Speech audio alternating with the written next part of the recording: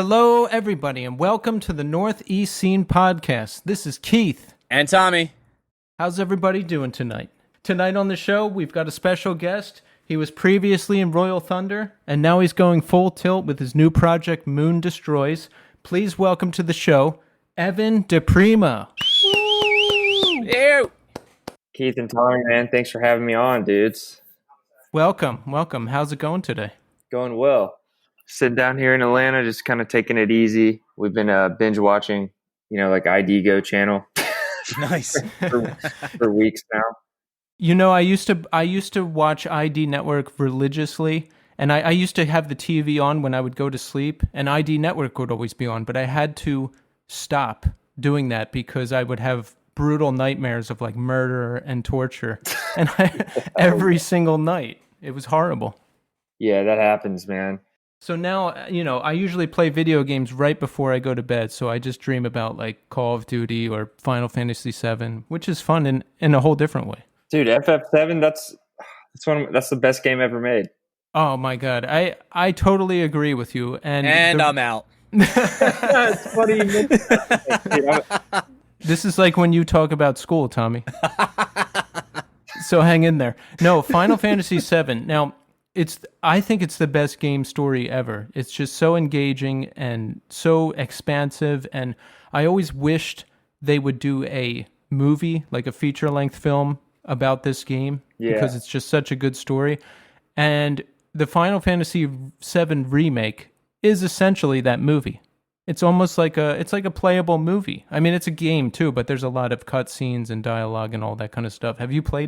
I haven't played the new one. I'm the PlayStation 1, like the original one was like my whole childhood, man. I was obsessed with it. But I know they remade it, so I haven't. I've seen clips of it, but I haven't actually owned like a platform in years. But it's one of those things where I'm like, I need to get another one and just never get around to it. Can I recommend this? This is one of those things, Evan, if you have like eBay or something, just search up Raspberry Pi, and when it's Pi, it's Pi, like the number. And there's a platform on there that literally supports Nintendo, the old Sega Master System, Super Nintendo, and GameCube. That's what's cool about the older gaming platforms is you can just get everything through emulation. I don't know how legal it is, but hey, we're living on the edge here. Yeah. But Final Fantasy VII Remake is excellent, and they change enough that it's like, they're staying true to the story, but it's like there's so much new stuff too. I'm probably halfway through it, so I'm really digging it. Evan, I think you should get a PlayStation 4 and pick it up tomorrow. Dude, I just might do that because so is the gameplay still the same, and No, there's no more random encounters. There's no more turn-based combat. If you've ever played, no, you haven't, because you haven't played any games recently. It's similar to like the Spider-Man game for PS4. It's like you just flip through the fight is ongoing, and you just flip through the characters and like set up what you want to do. It's a little confusing at first, as it always is, but it's nice. I like the way it all works. I'm definitely going to check it out. Yeah, because I remember in the old one, you're just running around and all of a sudden someone will hit you and you're in a battle. Yeah, and then that's annoying. Like now you just see them and you run up to them, so that's okay.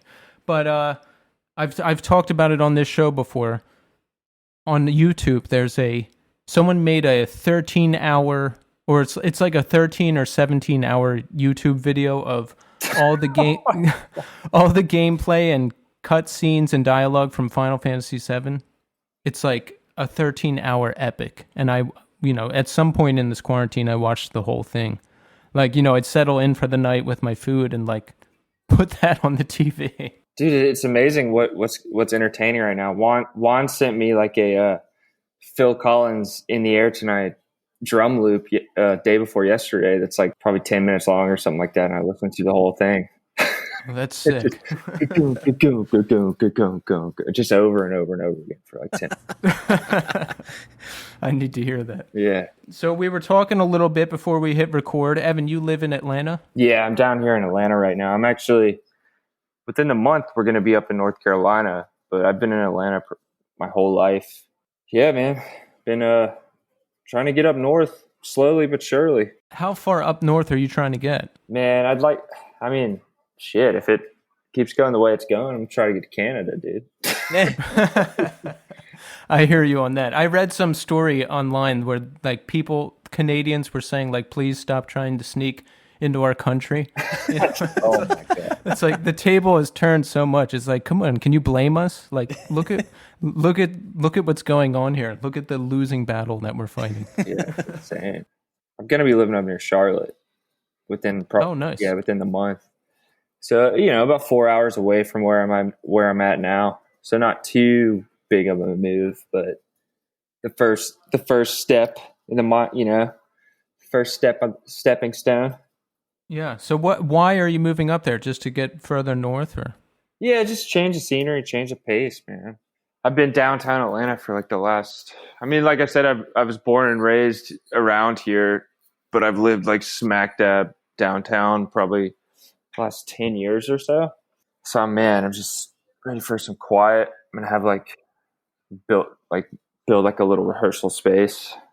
So I have like my own little private area, just kind of off the grid for a while, man. I just feel like it's perfect timing, still record records, just drive down, meet up in Atlanta again to do the records, or Miami where Juan's at, or whatever, go wherever. So.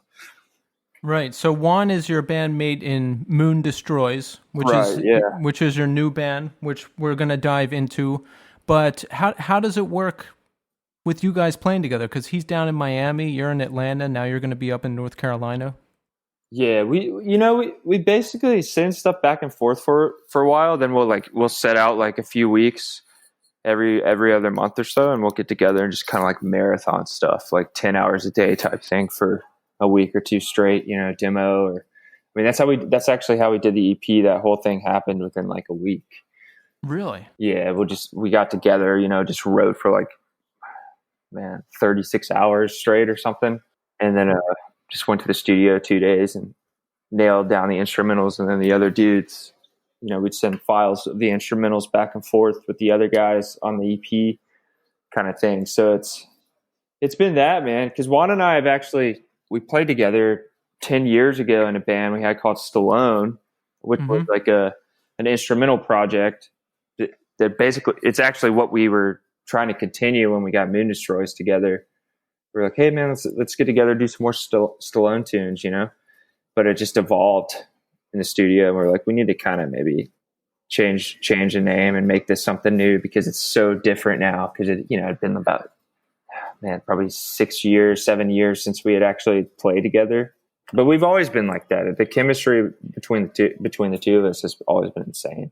I was reading a couple things about you guys online, and one of the things that said you guys met up at a music store. Did you work there? Yeah, we were working at a little shop locally here in Atlanta that's actually not there anymore. Basically, he had moved up probably a year prior from Miami to Atlanta. He lived in Atlanta for a while, and we kind of met on the job and didn't know each other. And I was like, dude, let's jam kind of thing. And we just finally actually met at a mutual friend's house. There's a bunch of people hanging out. There's like a kit and probably like a 412 like random stack in the corner, and we were just people were just like party jamming. So we finally were like, all right, this is the time, man. Let's utilize this. So we just jammed at this party for the first time, and we were just like, holy shit. So it clicked, and we started getting together, doing demos and writing songs, and that's what eventually turned into Stallone. And then, he had a band called Monstro at the time, which was busier. So he would go tour with them. And then I joined Royal Thunder. So we both kind of went on tours with different bands for a while and did it. And then next thing you know, it's been like, oh shit, it's been like 6-7 years we haven't played together, That's how it happened, man. I mean, it was all just kind of a fluke, just kind of fell into place naturally. Yeah, and the EP, Maiden Voyage, the 2020 EP from Moondestroys. Now, this thing is awesome, and I love that you're mixing some instrumental with the vocal tracks, because Tommy and I are like huge post-rock, post-metal fans. We're like sending shit back and forth all day, so this is the best of both worlds. And that instrumental music has always been our main thing. You know, we got the dudes to do the vocals over it because we were trying something different, you know, and that's kind of the thing of the band where we're going to be writing instrumental music even for the full length record that we're working on. Like probably half of it or so or be probably just straight up instrumental. I'm thinking because Stallone was all instrumental music, just kind of like heavy, just kind of, you know, just heavy riff rock instrumental. Just I'm repeating myself. No, but it's like sometimes. so. Let's just really quick with like the process in terms of like how do you guys like sit down and decide which ones you want vocals for, or do you just like, you know what, this song's standalone, this is a fucking great riff, this works around itself, we don't need anything with this, or how do you guys talk that through? Man, it's because this is the first time we've done it with vocals on the EP. So it was I want to say we recorded Stormbringer, which is a song Paul sang on. That was the first one we did. And the verses were more open. And we were like, you know, I think let's try some vocals initially. And then Juan was like, you know, I got my buddy Paul that we kind of, from Cynic, that they kind of grew up in the Miami scene together, you know. But, you know, if you listen to his vocals, it's almost more of like an instrument because he'll do all the crazy vocoder layers and levels and harmonies and all that stuff. Almost like a small choir kind of layered over each other. So it worked out perfectly because we're, you know, doing instrumental music and then Paul comes in almost like another instrument, but it's his voice, you know. So it's basically just two of these songs had so much space in them. It kind of evolved into more of like a more structured than what we were used to. So it just kind of, you know, I guess called for it. Right. Now, the song that I'm blown away by is The Shores of the Cosmic Ocean. That's just such a triumphant post-metal opus. That's the jam, man. Thanks, man. That song does rule. I love that one. That's probably my favorite one as well. You have good taste. Thanks, man. That's kind of a throwback to our older days, man. When we would be jamming, you know, like we were saying, like 10 years ago, like buddies' houses and stuff. Yeah, I can hear you guys all over it. Like I hear, you know, Juan all over it. I hear you. I've seen Royal Thunder before. I've heard Royal Thunder before. It's just like a melding of your guys' style and like a fresh new thing going on. Awesome, man. Yeah. What you saw us up in? Let's see, what up in like Music Hall of Williamsburg or something? Yeah, it was St. Vitus. It was Royal Thunder headlined. Backwoods Payback was direct support, I think. What year was this? Were you still in the band? Yeah, that was one of the final tours I did. It was I want to say that was like, man, winter of 2017 or something. 2017, 2018, somewhere around there. But that song, yeah, man, that's just, you're right. It's kind of just all of our influences and just like our signatures thrown into one. Because that riff is funny because we'd only jammed it one time for like 10 minutes before we'd actually recorded it. Oh, really? Yeah, it was just like something we jammed practicing just for a second. We were like, hey, man, you remember that one thing? And we just went in there and laid down basically a loop that was, because you got Shores of the Cosmic Ocean and then the last song, you got Edge of Forever. They were recorded on the same track. It's like at the same time. So we used one as like a reprise, you know, to come back in, kind of like a classic album used to do back in the day. Oh, nice. And we just like reversed the riff for the second part. So the notes climb down instead of up. That's the cool part about that's like I was going to say there's the ascending part and then the descending section. And then it's like this is what I think about like with music like that is like it definitely people need a fucking escape right now, and there's nothing better than that type of music that kind of it definitely does like it's transient, man. It fucking is like transports you because like you're just in that moment. It's so heavy and so, like especially if you turn it up, man, it's so good. Like that kind of it always brings out something cool when you sit down with just music like that. Like it definitely makes your mind kind of wander and just like really kind of think about other things than what, you know, the current state of the world. Yeah, man. I mean, you're exactly right. Because that's like, we actually both got tested a few months ago. Like a day feels like a month now. But Yeah. it's like a few weeks ago. We both got tested, came back negative, got together, demoed a lot for like our next just record or EP, or it's we're shooting for a full length, but just whatever it is. You record a bunch of songs, some may or may not work out in the studio. You drop some, keep some, but Right. And that's always how the best songs happen. They just happen like quickly. I always hear like on the Stern show, like all the classic rock guys talking about the most classic songs that are on all the classic rock stations, and they're always like, yeah, we wrote that in 5 minutes. That just always seems to be the way that it goes. And the songs that you labor over, I guess they don't usually end up the hits. Yeah, you drop them. Yeah.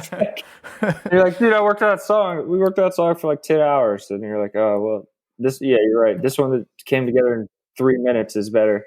It's just whatever feels more natural. And usually the natural stuff's going to come together faster, Yeah. You ever just give up on a song? I think I've done that where I just can't put the puzzle pieces together, and I'm like, well, that's it.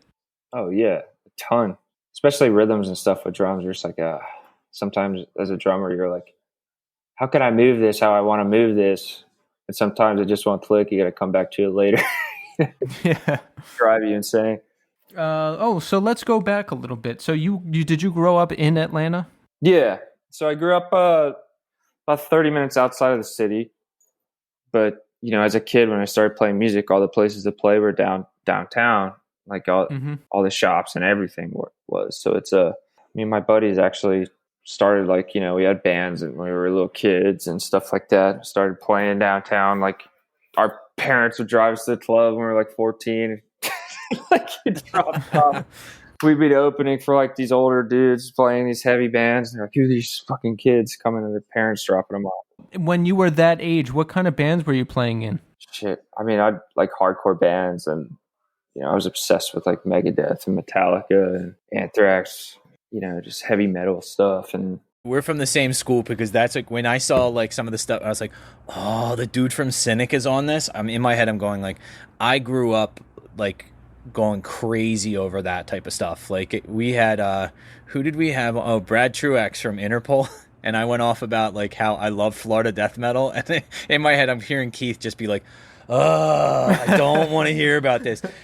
And he was like immediately like, yeah, dude, like super hyped on it. He was like, yeah, that's where fucking Morbid Angel. And that's where, and he like went off for like 10 minutes about all the different drummers. I was like, yes. I'm like, that's where I fucking always loved that stuff. Like, I remember a close friend of Keith and I was a guitar player, and he was like, you got to hear this band. And I think I was maybe in a junior in high school, and it was the first time I had ever heard Death.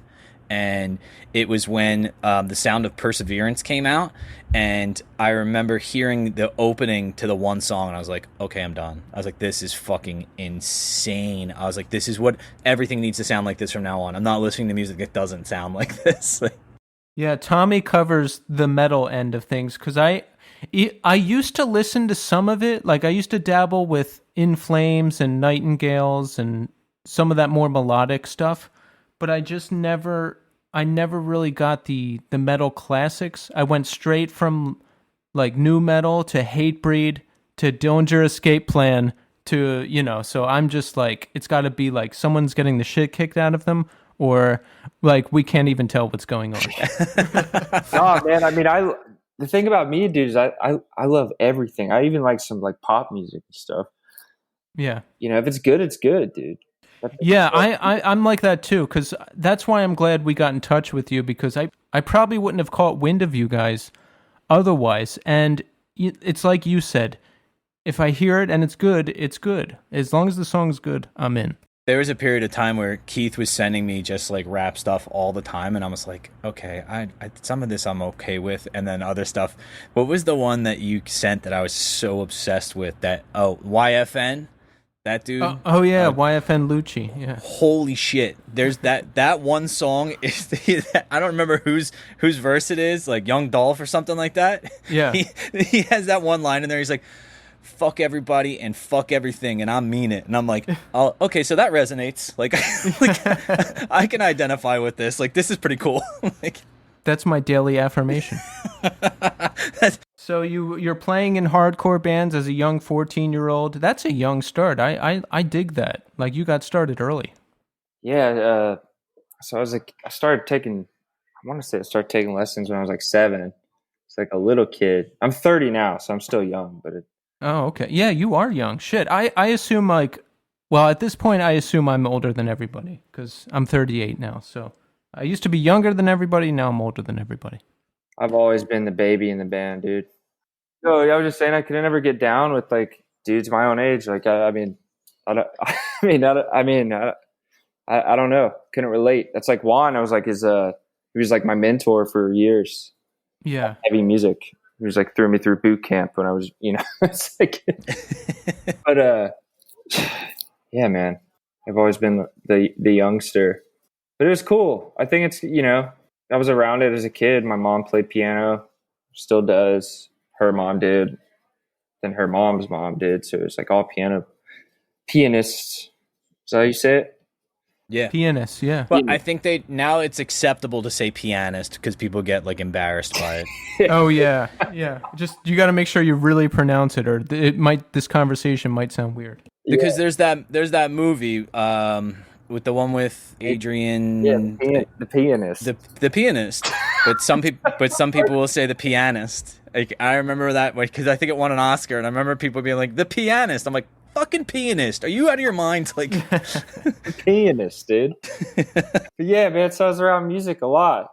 So and it just kind of turned into like, all right, what are you gonna play? I was like, I choose drums, Yeah, and you know what? That's a good choice because if you're a drummer and you're good, you're guaranteed to always have a band because good drummers are in short supply and they're in demand.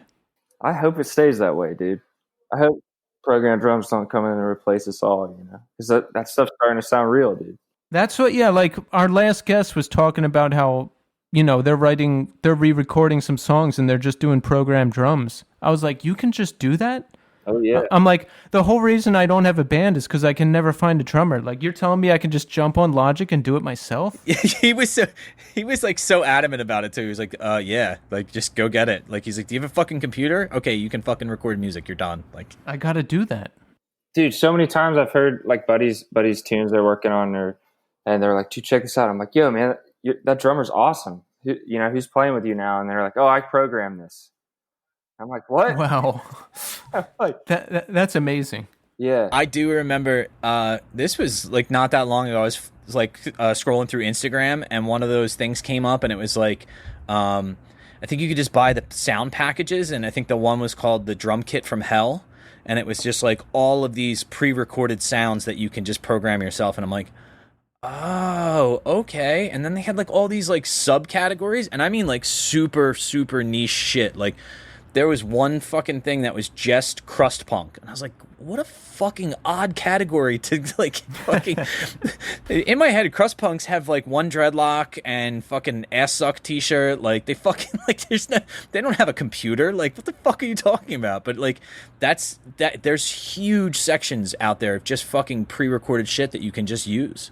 Yeah, that's crazy, man. I mean, I didn't realize there were whole genres that deep-rooted genres, as they say, too. Yeah, they had ones that were like youth crew hardcore, and I'm like, wow, that's really specific. Like they go that specific? Oh, dude, I have to like when we're done, I'll find the ad and we can fucking talk about it on the next episode, because in my head I'm going like, I remember I still get the ads fairly often, and I'm like, Jesus Christ, they like really went super deep with this. One was like called like tech death metal. There was traditional death metal, like all these like really like sub genres. I was like, holy shit, dude, these people are fucking like deep in it. Like, and there's somebody's in my head. I'm going like, there's somebody's job to do this. What a fucking awesome job to have. Dude, yeah, I mean, I guess it's good. I guess it's good, especially right now. There's a lot of people are alone, so it's shit, man. Plug it, run it through the PA, and blast your easy drummer or whatever they call it now. Yeah, I could do my next EP. I wouldn't even need a band. Like, my band dissolved because I couldn't find people, but fuck it. I don't need people. It's perfect. Keith, you have a bass? No. You could probably program that too. Fuck them. Yeah, my songs aren't that complicated.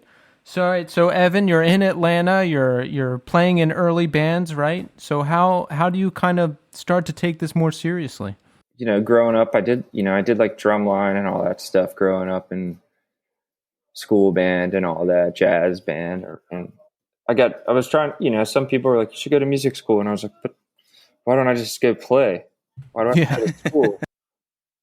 So that's how I guess that's really how I just got into it. I always wanted to do it, and I just made it, I just made it happen.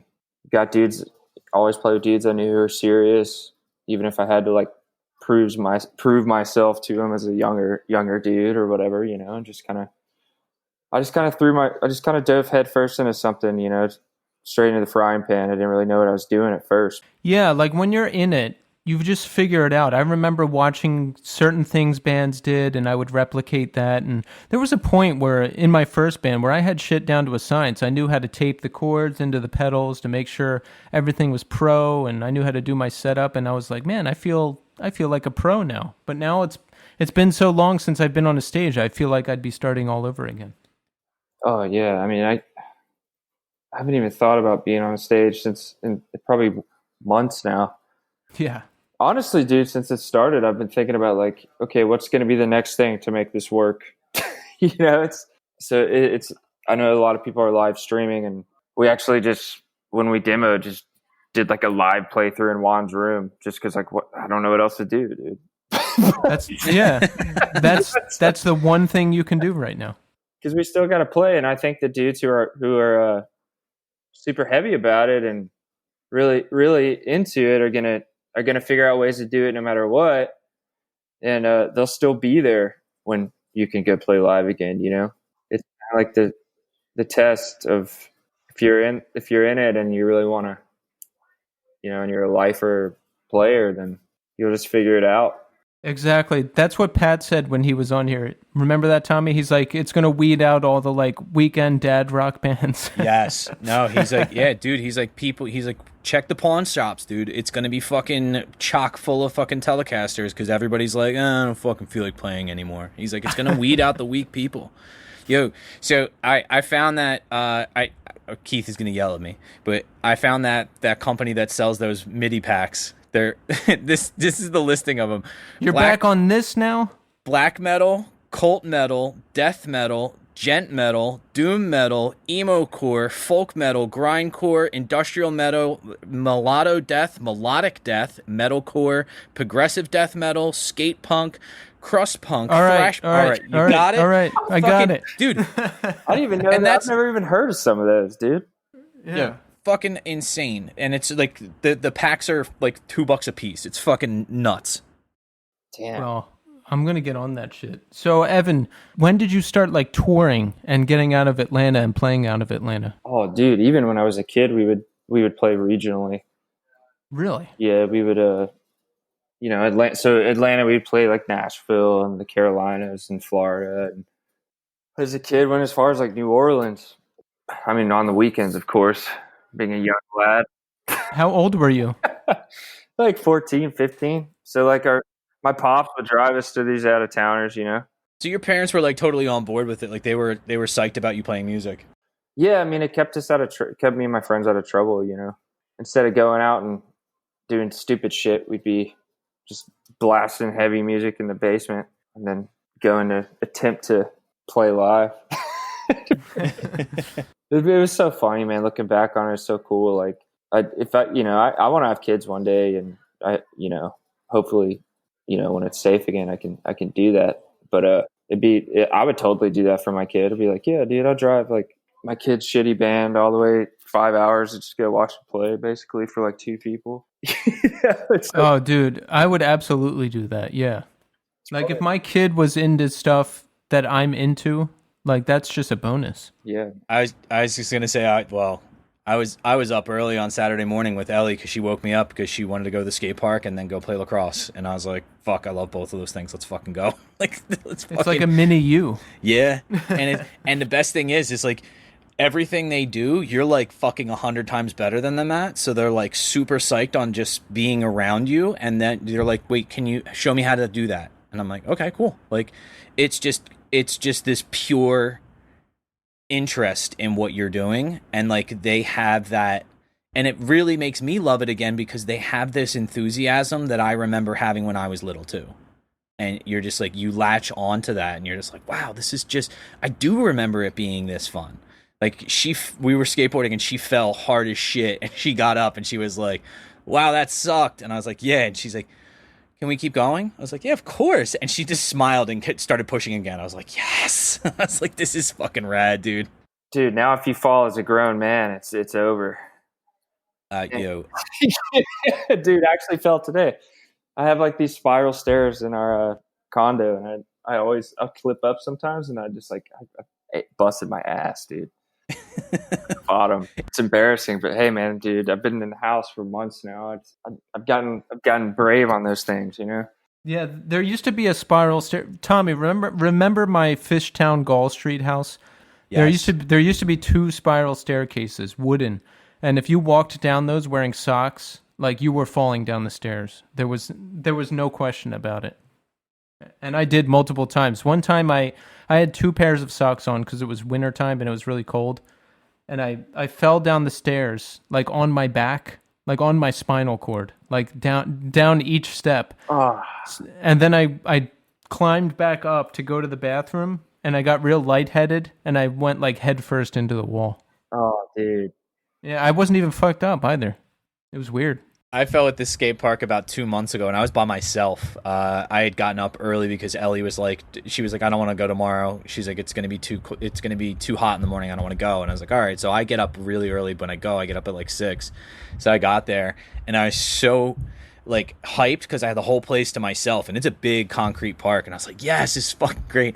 And I did the dumbest like little grind on this tiny little obstacle, and I just locked up and fell straight forward. And when I went to go brace myself, I hit my wrist. And for like the next week, anytime I turned my wrist a certain way, it was like this instant, like that pain that goes straight to your brain where it's just like you twinge, like it's that hard. I reminded myself every time I was like typing, I was like, you're fucking almost 40. Can you please, you just have to be more careful. And I'm like one of the first people to be like, I'm like, my daughter goes to the skate park. She has like elbow pads, knee pads, wrist guard. She's got a helmet on. Like she's like head to toe in safety gear. And I'm the dummy that's like, I've been doing this for fucking 30 years. I don't need to do that shit.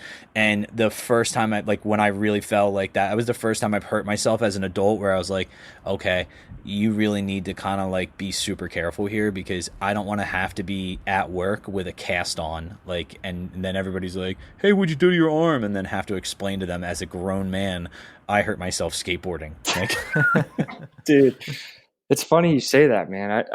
I busted like it's same kind of thing. My buddies, like, I skateboarded growing up, you know, my whole childhood through teenage years. We were just all about it, dude. But like a lot of my buddies kept doing it after I stopped, and they got really, really good. Like after the year, you know, into the early adult years, they get really good, and I'd still hang out. And I'd be like, and one day I was like, let me see that thing. I still got it. You know what I mean? And there's this park, there's this park here in Atlanta called Woodruff Park, and they have like these super jagged like marble ledges that like skaters will just hit, you know, they'll like tail slide those things or whatever. And I tried to pop up on that thing, and I landed on my shin and like ripped my shin open, and there's like my fucking fat was hanging out, and like I could, oh no, yeah, dude, I could see my bone and like all of it was messed up. Oh no! But it didn't hurt and it wasn't bleeding. It was weird. I was gonna say I've seen that a handful of times when you get hurt, like when you, especially if you hit the edge of an obstacle, it opens up to that white meat, like you can see literally like the bulbous kind of like fat part under your skin.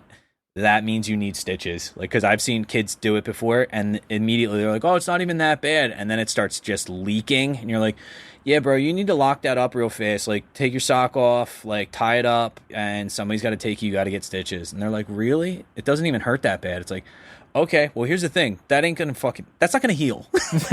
You're gonna fucking have a gaping wound on your shin for the next fucking 4 months, and finally, it'll eventually just get infected. Like, you gotta fucking take care of it. Like, that won't heal on its own. Like, you at least need butterfly closures to fucking clean that shit. It was gnarly, dude. I remember I walked up to a cop that was like in the park, and I was like, "Hey, man, do I need to go to the hospital?" And he was like, "Hell yeah, dude." Or he didn't say dude, but he was just like, "Yeah, of course." So, Evan, tell us about some of your early bands, like some of the stuff that got you out of Atlanta and touring around and stuff. Oh, dude. So yeah, my first probably like serious band that we were doing was with Juan. So Stallone, and then I played in a band. I played in bands before that, but like nothing like serious. We didn't like, we'd go do the regional stuff, like I was saying, or like but we weren't like touring or really putting out records or anything. You know what I mean? Yeah. And then I played in a band with a bunch of my old buddies. There's a band here for a while called Big Jesus, based out of Atlanta. Mm-hmm. Yeah, I played with my buddies in that for a while, and then did the Royal Thunder thing with those dudes for like 7 years. Like, and did a few great records together, man, and EP, and so that was kind of when I really got heavy into touring. Was between those three projects. Probably like 2011, 2012 is when I really started. And for a while there, like 8 months out of the year kind of thing gone. And how was that? I mean, did you find it difficult being gone that long? I've only been on 2 tours. One was national, one was like Northeast and Midwest, I think. And yeah, I mean, it's hard. I was 20 at the time, so it was still fun. I couldn't imagine doing it now. Well, actually I could, because I travel a lot for my job now, and it sucks. You just kind of get used to it. I mean, it's always like for me on the road, like the first week and the last week are the worst, because you're like adjusting, and then like in the middle you're good and you're like on a roll, Right. Then the last week you're like tired, you're like a little tired, and you're kind of like just like anxious to get home, because you're going home, But I mean, I just got used to it, man. It just became normal to where it becomes normal to where you almost get stir crazy when you're home in between, but to where you're like, oh shit, I got it. It's a hard balance sometimes mentally, because you're like moving every day, driving 8 hours a day, 10 hours a day sometimes, Yes. Then you get home and you're just like sitting stationary you're just sitting. Yeah, I'll never forget how I felt when I came home from that tour. It was like I was like, what do I do now? Like, how do I just fucking go back home with my parents? Like, I don't know what to do. Yeah, you just like it makes you feel like you're crawling out of your skin, But yeah, I mean, I just got used to it to the point. I mean, because being able to play, I mean, that's why it sucks right now. Bands can't tour, because just being able to play live, it's not only like your outlet, but it's like your bread and butter too. As a band, playing in bands, especially trying to make a living or whatever out of it.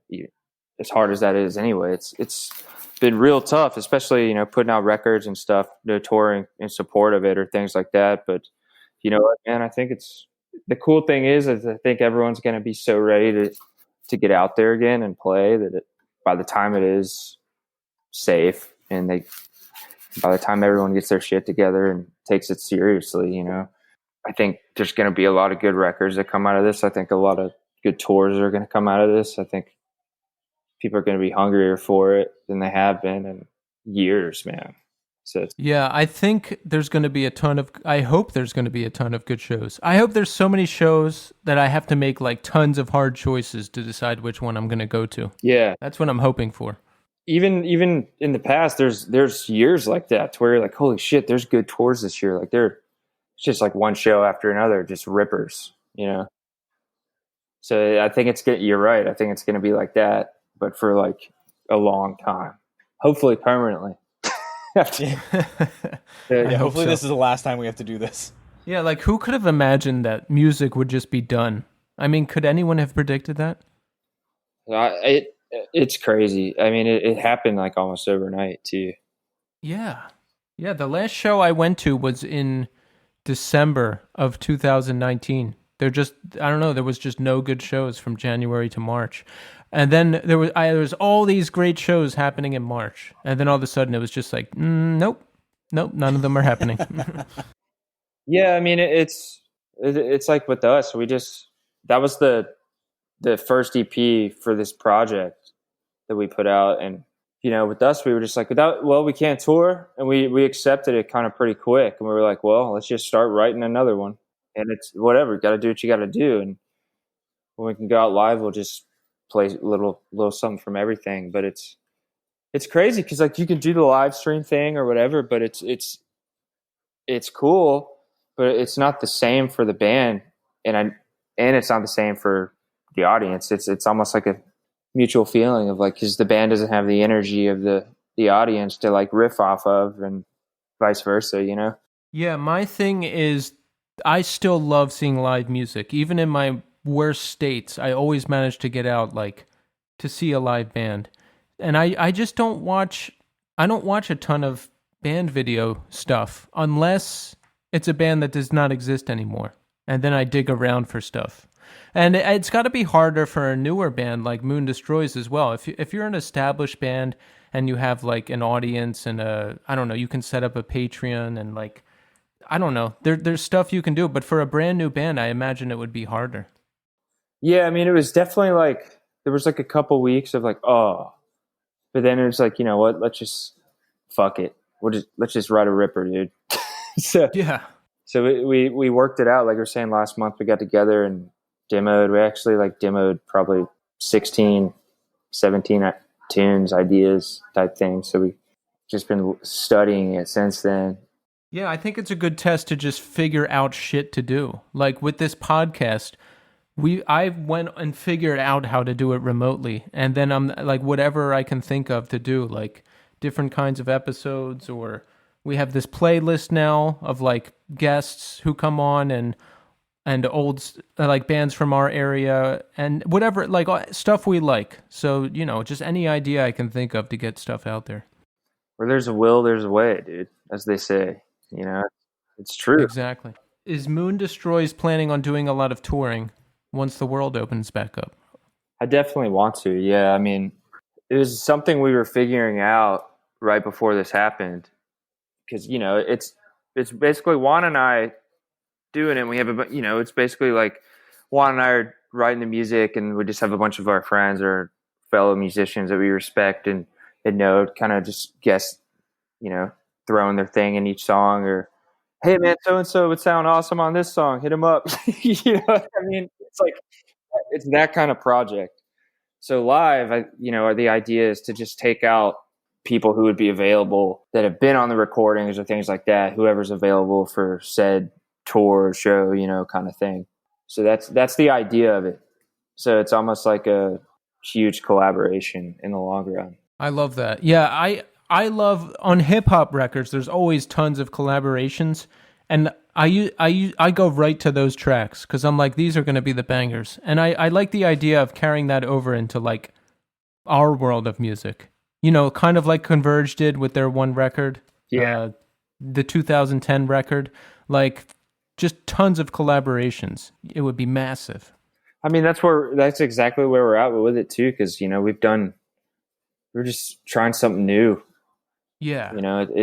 I've seen heavy bands do it, and I've seen here and there, but I haven't seen a main project or something with longevity. Because like our plan is to just keep going doing this, Yeah. So it's like every record's gonna have, different people on it type thing. So it is harder to like get it to come together sometimes this way, but it doesn't put all your eggs in one basket, and it kind of like opens up a lot of possibility that you may not have with just the same lineup all the time. You know what I mean? Yeah, introducing new people into it can spice it up, and you might get some new interesting sounds out of that. That seems to be how certain bands take off. Like, you know, you can have a band that sounds like everything else, but if they're doing it in a new and interesting way, that seems to resonate with people. Yeah. And it's like, you know, it's Juan and I have that chemistry, kind of like almost like a Luke and Yoda type thing, to where it's Yeah. to where it's like it's hard for us to. I mean, I wouldn't say it's hard for us to write with other people in the same room, but we have an interesting way of doing it. You know what I mean? Yeah. So it almost works better for the two of us to just like, we'll write it and record like the meat and potatoes, and then here you go, dude. Do whatever you want. You know, that's exactly how we approach the songs with Troy and Paul on the EP and Brian. It's just like, hey man, here's what we did. Do your thing and send it back. You can do whatever you want. You know, I think that's the way to go, honestly. I like doing it that way. it doesn't put any limits on anybody, and you know, if it also respects everyone, because you're like, hey, we want you to be a part of this, but do your thing. It just allows people to have that creativity, and it kind of opens them up to be like, look, these people trust me to do something really cool with this. Like, let me try some, like, you know, some outlandish shit and see how it goes, because it, like, that flexibility encourages people to be more creative and put something there that, you know, is when you don't have those confines of like, hey, I want it to be like this. People are free to do a lot of different things, and you might be like pleasantly surprised by it. Like I mean, Keith, we've done podcasts where we're like, oh, I don't know how this is going to go. And at the end, we both are like, yeah, what the fuck was that? How did that come together? That was so cool. Like, yeah, I look at it like songwriting. Like, you just get in a room and you fucking start talking, and sometimes you hit on a fucking major riff and you're like, yeah, I didn't see that coming. Yeah, I mean, especially with writing, I've always liked just like, hey, dude, play what you got, play an idea, then we'll just jam the same idea for like an hour straight and not stop. I've always felt, you know, because I've always hated it, like jamming with anyone that has like a structure in mind before you even sit down. Yeah. Because you're like, dude, I mean, that's what you have in your head, but it may not work with what I had, you know. Yeah, it should be collaborative. Like, it should be you guys working together and not, you know, hey, I'm in charge and this is what I say goes. Like, yeah. You got to show some flex. Unless you're fucking like Axl Rose, you got to show some flex, man. Yeah. You know, you can't just be like, no, this is it. Like, everyone's got to kind of have their way with it. Because there could be like 10 it's, you know, there could be like 10 different ways you could do one thing that's going to, and all of them sound awesome. So Yeah. try it all. I mean, that's how we recorded it too. We just basically went in the room live, no click on this guy, just went in, two of us laid down like drums and basic rhythm guitars, and then just went in and overdub, you know, guitar solos or leads or whatever. I wish we could have done the leads and all in the same room too, but it's just with two dudes, you know, you can't have layered guitars. It's harder. Sometimes we'll use like a looper, and he'll use a looper and stuff like that. Probably a lot of that in the live show, just depends. But yeah, man, I mean, just the freedom, but also being able to like make it cohesive. And that's, I think Juan and I's chemistry we're lucky because we have the freedom of just jamming out, and it kind of comes together, but it also, like, I don't know, magically forms a structure. I don't know. Yeah. It's kind of like, oh shit, that worked. Okay, cool. I'm not even going to think about how it did, but. So you've been out on the road a lot, right? Give us some good stories from the road. What's some crazy shit you've seen? Any gun violence or drug dealing or street brawls or anything like that? Man, no. I mean, not really, dude. I've seen a lot of coffee shops and the inside of record stores. Yeah, burrito spots, and I've had kids try to steal my shit before. Oh yeah. So what's your system for making sure someone doesn't drive off with the van? Now, our friend Doug, someone always sleeps in the van, no matter what, which is rough for that person, but it's a good way to guarantee that someone's not going to drive off with all your shit. What do you do? That was one of the things we would do a lot, would have someone, depending on, you know, if we couldn't grab a hotel or something, sleep in the van or at a friend's house, but someone would always stay out with the van. Mm-hmm. That's always a good idea, man. Especially in like for some reason the winter times people seems to want to hit it more. I don't know why, Yeah. but it's always a good idea. Yeah, I can't tell you how many times I've seen a GoFundMe for like, hey, this band was in St. Louis and got robbed, or like, Yeah. this band was in such and such a place and lost all their gear. It's like, fuck, man, like Yeah, dude, it's the same story over and over again, just different bands. dude. Actually, there was a tour we did in Royal Thunder. We toured with that band, Enslaved. Mm-hmm. Which we did like a winter tour, but it was like smack dab in like February. Like it was like a super cold year. Or I want to say it was like 2013, and a lot of it was in Canada, and it was like negative. I want to say it was like negative 40 degrees some days up there, like up near Oof. Winnipeg and stuff. And so this is a crazy story. This is probably one of the craziest experiences out there for me. But so like we got stuck in Winnipeg after the show for like days, like because of the blizzard, basically, like just fucked everyone. And we didn't, I want to say like one band on the road, it was like they made it. So they were able to continue the shows. And then the other band made it out of Winnipeg and got stuck like a town down. And we got stuck in Winnipeg. And then the van, dude, like the van fucked up. Like it fucking froze the shit, all the coolant in the engine because we didn't, we hadn't toured at the time. We hadn't toured through like that cold of weather yet. So we had to get the van to a shop, get all the coolant fixed. It was like fucking $600 or some shit. But the next show that we could make it to was in Boston. So we drove from Winnipeg to Boston nonstop and made it. How long of a drive is that? Dude, it was like 35 hours or something. Oh my word. My God. We did, we just did the shift. So like one person sleeps while one person drives, and you switch, and and we just didn't stop except to get gas. Are we in the next country yet? Yeah. Fuck. And it was the spot. What's it called? Sinclair, I think. So yeah, it was like Winnipeg to the Sinclair in Boston, straight in, play like after a 35-hour drive. Real quick, Evan, I know there's a couple of them, but is it the Enslaved, like the black metal one, Enslaved? Yeah. Holy shit. All right. Dude, they're super fucking like, they're like, and when people talk about like the old school, like kind of like crazy part of black metal, that's them. Oh like, yeah. Those dudes are, they put a split out. That was the first, I think that might have been one of the first, or maybe the first like black metal record I ever heard was they did a split with that band Emperor. And dude, they're like crazy extreme like Norway dudes. Dude, they rip so hard, man. They're from the heyday, dude. Yeah, they're like that nutty part of like the black metal scene of like burn churches kind of stuff, like that kind of fucking shit.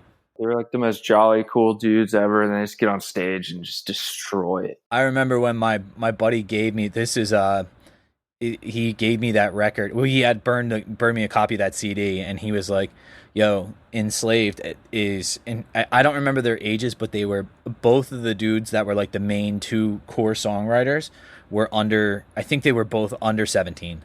Like one was 16 and one was 14 or something like that. Like they were fucking insanely young. I was like, holy shit. Like these dudes fucking, yeah, like you said, they fucking rip. They're fucking crazy, crazy black metal. Great stuff. Yeah, they would just go into these riffs. Sometimes it's like hypnotic. Just like, it's like brain warping shit. Yeah, it's like so heavy, man. But that was probably one of my favorite tours of all time, despite like the crazy incident that I was just talking about. But that was the coldest I've ever been. I mean, we were still at the point there to where we weren't making enough for hotels every night. So we were sleeping in the van in like negative 30 and 40 degrees and shit. Oh, how do you do that? Like with the sleeping bag, I guess, huh? We were a 3-piece still at the time. So we would get in the back, full winter clothing on, face covered, beanie, and then we would each be in our sleeping bags, and then we'd all sandwich together, like on the floor in the back, and then we would get like a comforter and put it over all of us, and then we drape a comforter from the ceiling down so it like cover the ceiling, it was like a process. And then we had like a motor oil or an oil drain that we would just hang out the door, and like you could piss in it, and like so you wouldn't have Oh to my open the God. door. Yeah, I mean, but that's because we were getting like I think like $150 a night, maybe, something. So between gas and everything else, you're sleeping in the van on that, So Yeah. and then It's like scaling Everest. yeah, but it cut your teeth, man. I've never experienced that type of cold. That like when I hear people, I've actually seen that before where they're like, like on the news, they'll say that like, like today they're, reached a record low in International Falls, North Dakota, or wherever the fuck that is. And it's like, it was minus 24. And it's like, how the fuck do you deal with, like, do they cancel school? Like it's that cold? Like what? They must. They must. The coldest I've felt was -4, I think, in Chicago, and that was horrible. And I didn't help that I didn't have a hat or gloves, but I the hotel was close to the office, and I ran. Like I was walking with a coworker. I was like, I can't make it. So I just ran to the office.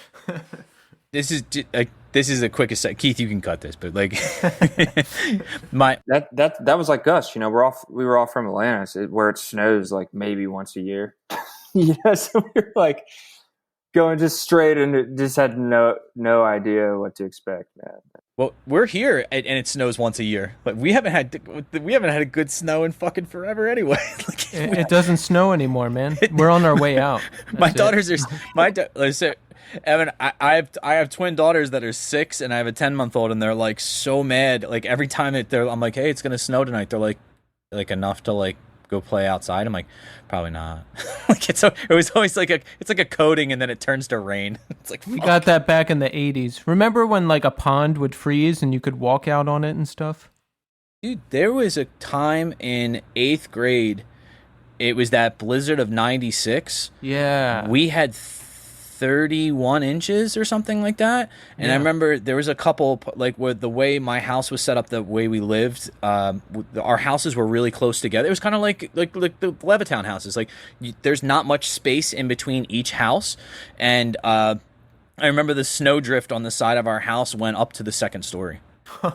Yeah, like it was that tall. It was fucking insane. Jumped out the window into it. That would have been fun. Oh, I'm sure my mom would have been psyched on that. Dude, that's like, I mean, that tour, man, that's how the snow was. I mean, I'd never seen anything like it before. Like I remember on the Rockies, going through the Rockies, it's so icy that we would going down the hill in the van. We didn't have like snow chains or anything, of course, because we were idiots at the time and we just hadn't experienced that yet. But we would like get to the top of the hill, going through the mountains, and basically like go like 5 miles an hour down the hill and just kind of like slide down the hill. Oh my God.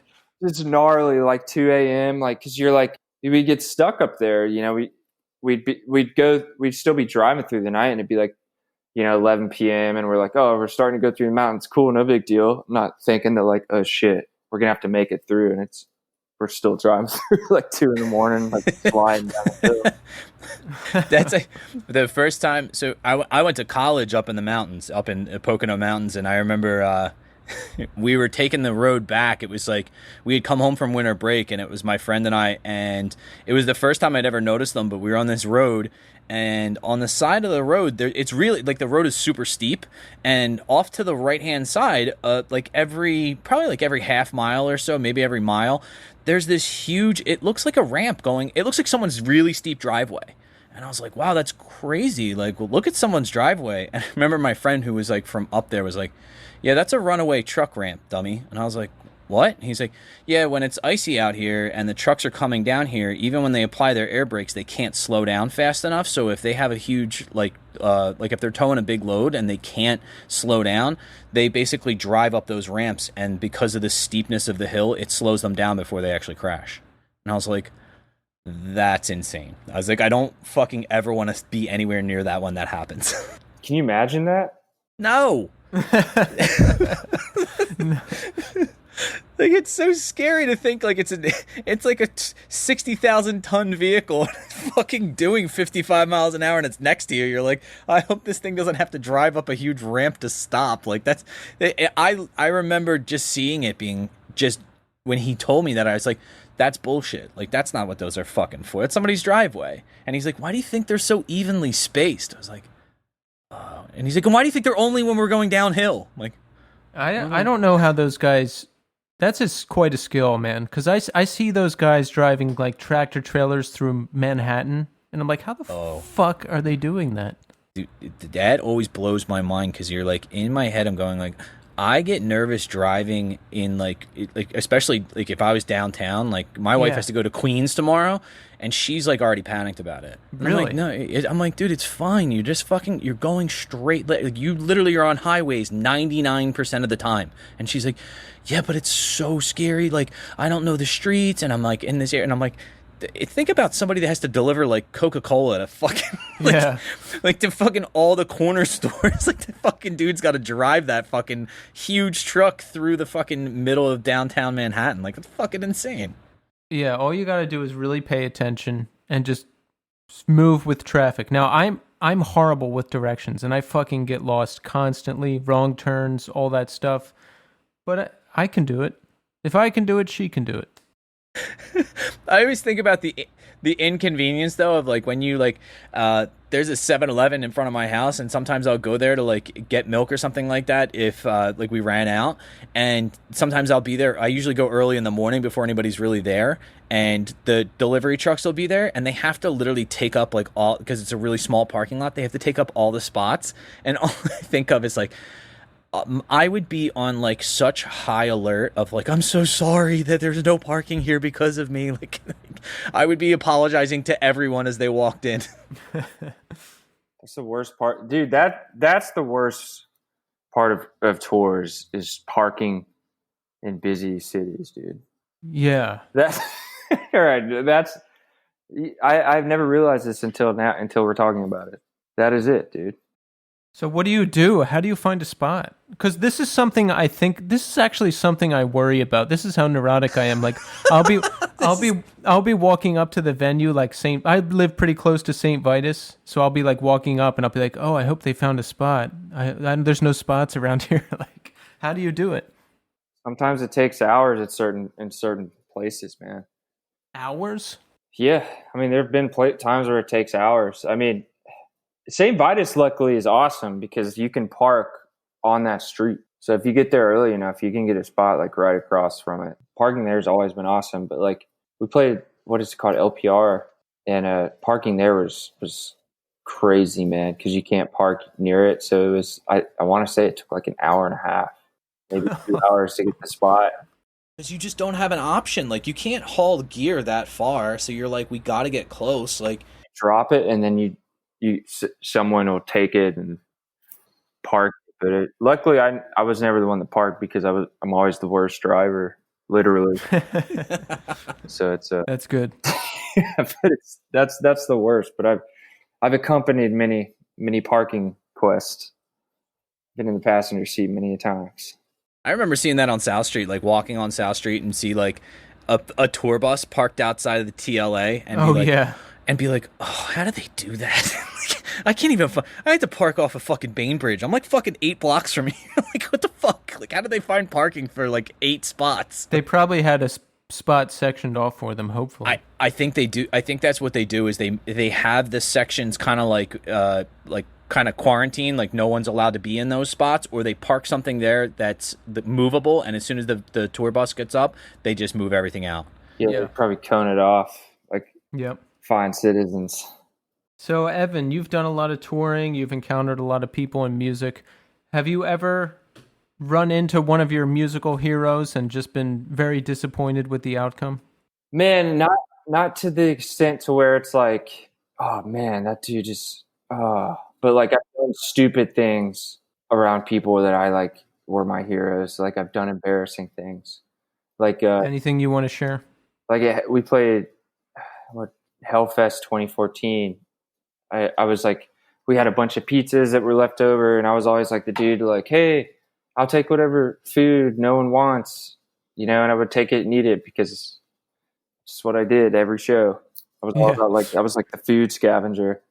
Like Hellfest, I had probably like 10 pizza boxes that were left over. I was taking back to the room, and I couldn't see in front of them, and I was walking with them, and I heard my buddy like, dude, you're about to walk into Slayer, dude. So, like, they were literally like walking to go play their set, and I was like walking into them with these pizza boxes. But, like shit like that is what I've done, but you know, it's dumb, embarrassing shit. But I haven't like been bummed out by anybody because I am kind of a quiet, reserved dude. Like I'll say like what's up to people, and then just be like, but I won't. I'll be like too like timid to like get in conversation, especially like the dudes that are like legends or something, you know. Yeah, same here. I'm pretty quiet. Now, some people you ask, you might not get that answer, but you know, now I'm pretty quiet, pretty timid. So I don't really get in people's faces too much, and I kind of read the room. Like you can tell if someone's like doesn't want to be bothered, or Yeah, if they're exactly. standoffish, or if they're just talking to their crew, and I'll just let them be. But you can kind of read if someone's like cool, and I might be like, "Hey, what's up?" You ever misread that though, and then make an ass out of yourself, like completely? I I did that at a party in college, and I remember like all these kids were like going upstairs to go party, and they were like, there was the downstairs like kegger, and they were like going upstairs to another room. Yeah. I remember I was sitting on like a sectional sofa, and I was sitting with a bunch of people, and this one girl I really liked was like, "Hey, are you coming up?" And I looked at her, and I don't know why, but she made direct eye contact with me, and I was like, I looked at her, and I just went, "Yeah, I'll be up in a second." And she looked right back at me, and she went, "Not you." Oh, It was like it's still one of those things. Like the hair on the back of my neck is standing up right now. Like it's not like, oh, it's embarrassing. It's like embarrassing. Like it cuts to your core to like where you're like, oh, the person I am is garbage. Like I just what a I hate fucking- that. This happens to me a lot where I walk in a room and someone's looking at me, big smile on their face, waving, and then I wave back, and then like someone walks up behind me and they're talking to that person. I hate that. So I'm so neurotic about it that I don't say hi until I'm absolutely sure it's me. So people are like, "Oh, he's not friendly. He doesn't say hi." But I'm like so scared of that situation of misreading the hello. Dude, when Bluetooth first came out, I can't tell you how many times somebody was like talking to somebody on their Bluetooth, and I would like fully engage in a conversation with them, and then they would just look at me and be like, "The fuck are you talking to?" And you're like, "Oh," like they would be like at like I remember I was at a Wawa, and the guy was opening like the dairy case, and he was getting out like protein shakes or something like that, and he was like, "Yeah, I wonder if these are any good. I think I'm gonna grab one." I was like, "Actually, I've had those. Those are pretty decent." And he looked at me like he was fucking like so like he had just smelled shit. Like he like the face he made at me was like, ugh. I could still picture it to this day. That's how fucking awful that moment was. I was like, ugh, all right. And he was like, he just looked at me and just walked away. I was like, oh, he's got a headset thing.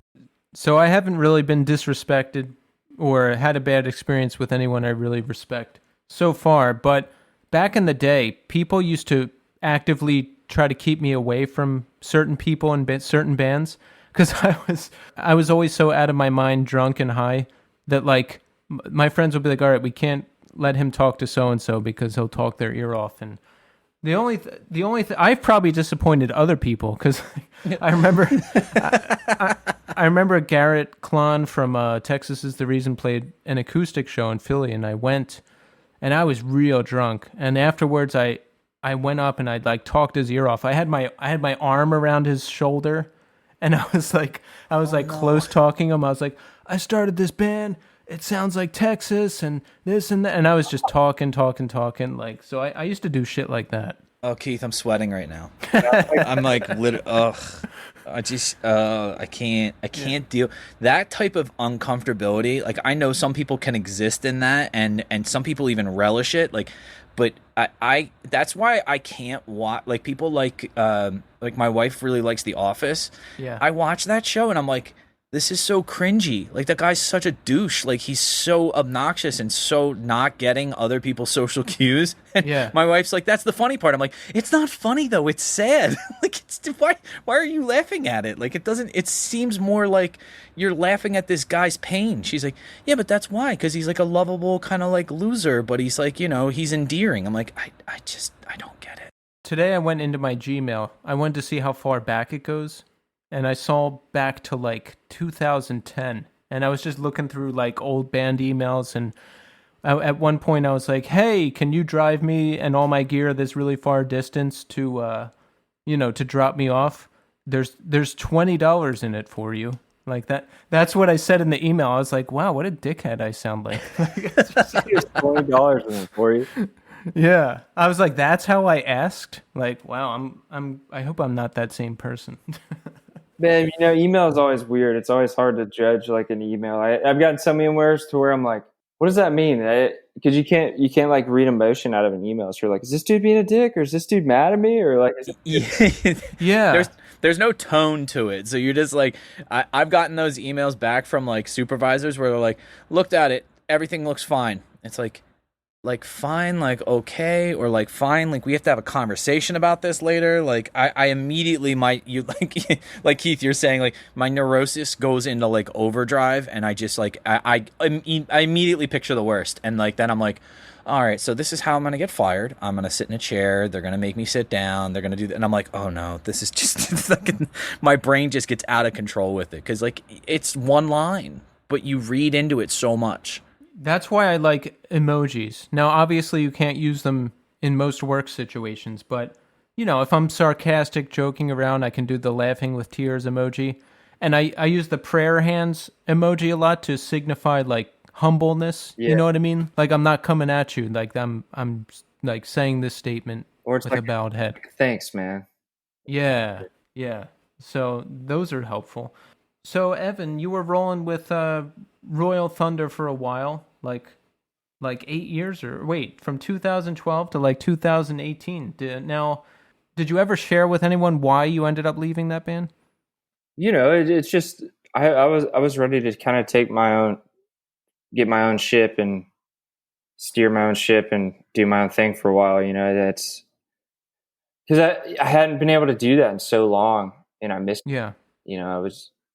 Granted, like Royal Thunder, it was like we were all a huge part of the records we did. We were all equally, part of it. But I wanted to start something from the ground up again. I wanted to.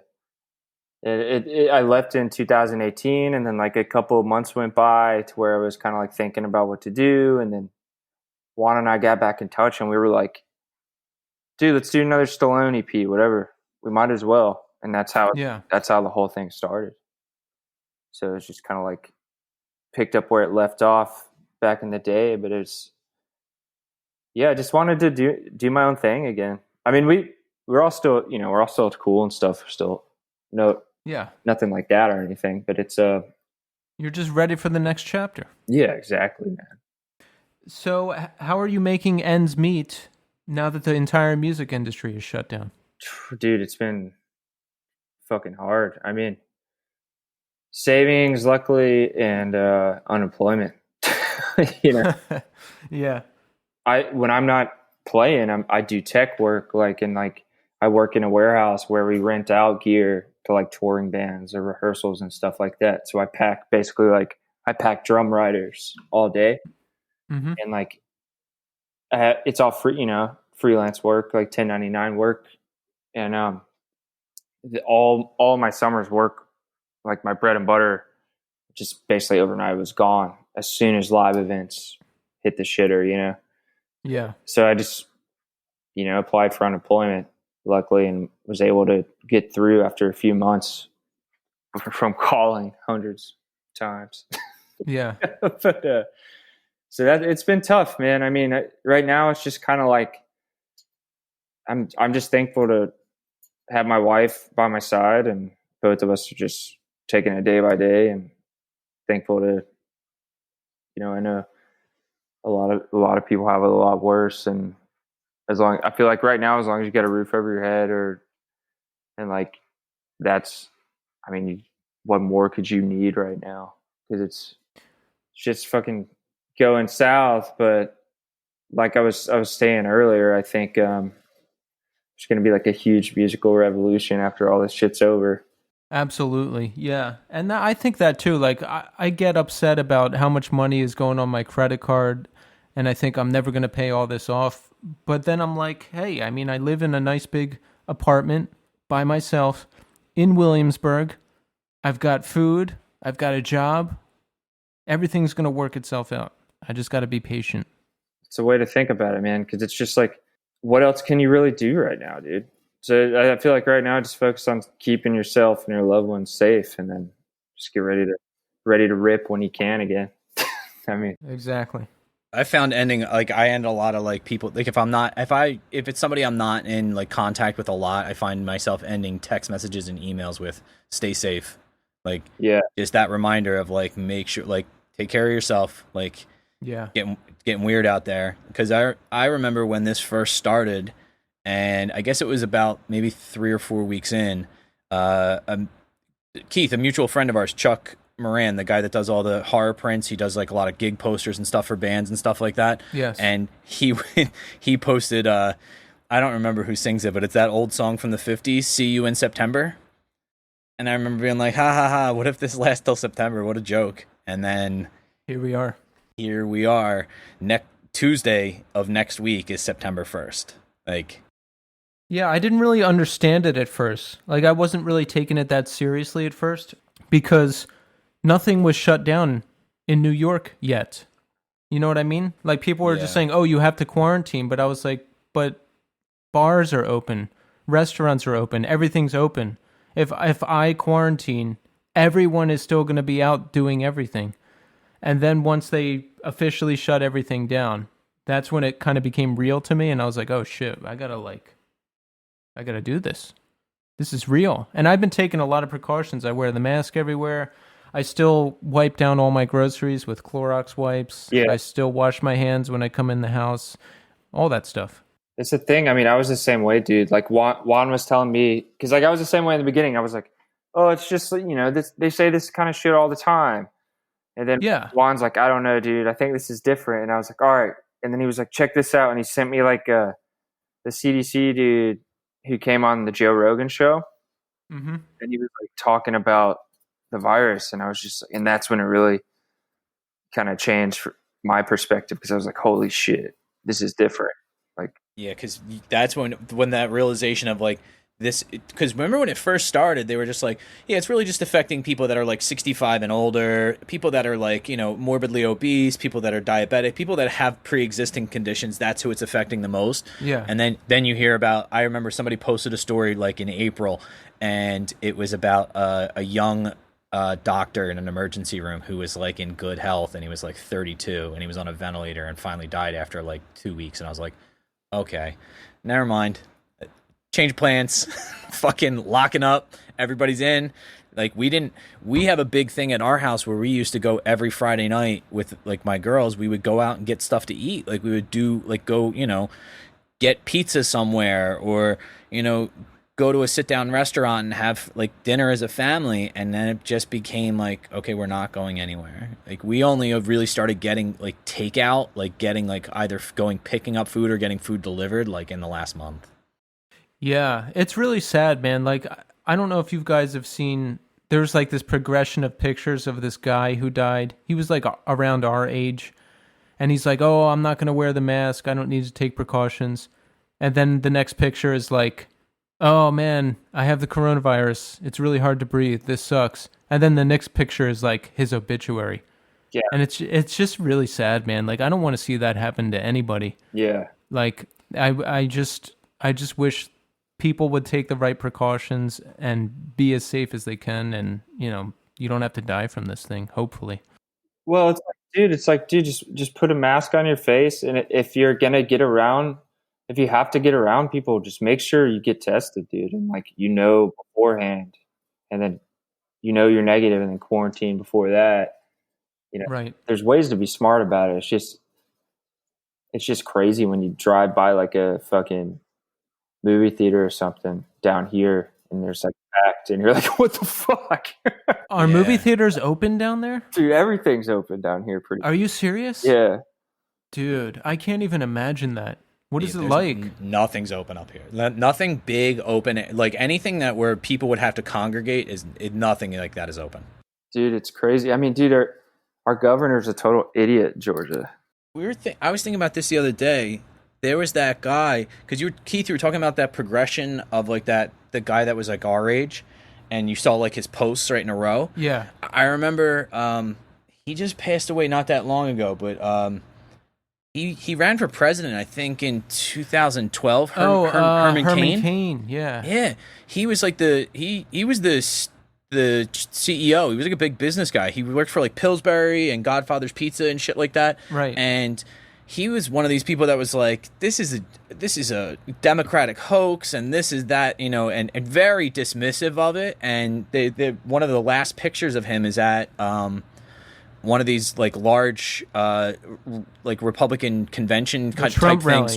Yeah, it's a Trump rally. That was it. Yeah. And I was like, and it's him without a mask on, and then you find out, he's less dead. than 3 weeks later. Yeah, I think it was like 21 days later he was dead, and I was like, oh my word, like, dude, because people don't, like you said, people don't take it serious, and then here we are, like dealing with like the fucking, numbers fucking rising. Like we were starting to go back to like school, like they were saying in Jersey, like, yeah, we're gonna go back to school, and I remember even talking to a couple people that were like principals at my school, and they were like, don't put your money on that. I was like, really? And they're like, everything's changing day by day. And they're like, I work in Mercer County, which has one of the highest infection rates in southern Jersey. And they were just like, look, local schools around us, especially in Pennsylvania, are already like pushing classes to be online until at least November. So just hold off. And sure enough, into my first week of school, like with like just being online with no kids, like just going to Zoom meetings and stuff, they immediately were like, I think we were on the second day or the third day, halfway through the day, we're like, yep, we just made it. We got the word from the governor. It's okay. We're going to go completely virtual until November 1st. And it's like, oh, what a relief. Like I couldn't imagine with all these infection rates rising being like, let me go stand in front of 30 kids. I don't know why we've done away with common sense. Like, forget political affiliations. Yeah, dude. Are you willing to lay down your life for a political party in this fucking country? I mean, come on. If they tell you that a mask can help, I'm going to give it a shot because I don't want to die. Bro, at this point, if they told me, eating my own boogers would help, I'm fucking into it. Like, I don't care. Like, and the science is like pretty definitive. Like, the masks are stopping transmission. Like, it's not stop. Like, people are like, well, it doesn't even stop you from getting it. It's like, yeah, but if you're asymptomatic and you're fucking walking around and spreading your like germs and saliva on things, like, whether you know it or not, you could be fucking infecting people, whether you like it or not. Like, it's just, that's what it is. My daughter's having surgery, like not serious, but like on Wednesday this week.